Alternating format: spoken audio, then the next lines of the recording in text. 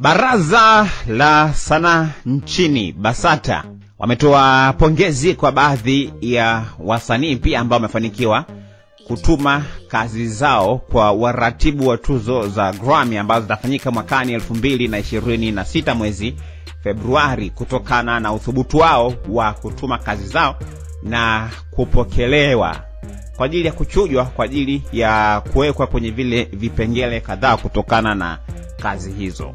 Na miongoni mwa wasanii hao, kutokana na pongezi ambazo zimetolewa na Baraza la Sanaa Taifa BASATA, ni pamoja na Mario, na hii ni kupitia kwenye kazi yake ambayo inaitwa Nairobi, akiwa amemshirikisha BN kutokea Nairobi. Na wameposti kupitia kwenye akaunti yao ya Instagram ya BASATA Tanzania, ambapo wameandika: "Hongera Mario, msanii maarufu Bongo Flava amepata nafasi ya kuzingatiwa na Recording Academy baada ya wimbo wake Nairobi uliofanya kwa kushirikiana na BN kuingizwa kwenye orodha ya nyimbo zinazozingatiwa for your consideration katika tuzo za Grammy.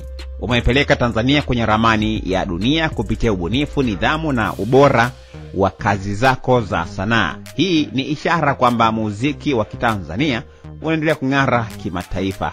#BASATA, #Mario, #Grammy Awards, #sanaa ni kazi, #proudly Tanzania." Na huyo ni Mario kutokana na wimbo wake, na hii ni kupitia kwenye kipengele cha Best African Music Performance, wimbo wake wa Nairobi akiwa na BN.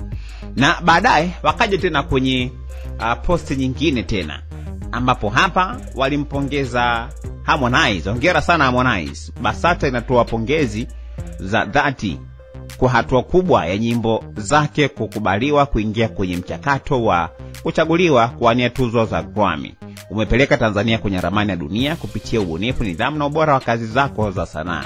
Hii ni ishara kwa muziki wa kimataifa wa Kitanzania kuendelea kung'ara kimataifa. Na wametengeneza cover na wameziweka zile kazi za Harmonize ambazo pia zimewasilishwa huko, ambapo ni furaha ya kwake Harmonize, lakini pia simuone akiwa na AY na Me Too, Abi Chams pamoja na Harmonize, bila kusahau wimbo wa Final Harmonize akiwa na Mary Ben Ari. Na wa mwisho ambaye walimpongeza hapa alikuwa ni AY, na hii ilikuwa ni kupitia kwenye kazi zake kadhaa pia ambazo naye pia amefanikiwa kuweza kuzituma. Lakini pia wameposti ile submission summary pamoja na picha ya AY, ambapo kwenye posti yake wameandika kwamba tunampa hongera msanii nguli AY kwa kuwa amepitishwa rasmi katika hatua ya Grammy consideration, yani kazi zake mbili zimewasilishwa na kukubalika kuzingatiwa na wajumbe wa Grammy katika mchakato wa uteuzi wa awali, kwa maana kwamba pre-nomination stage.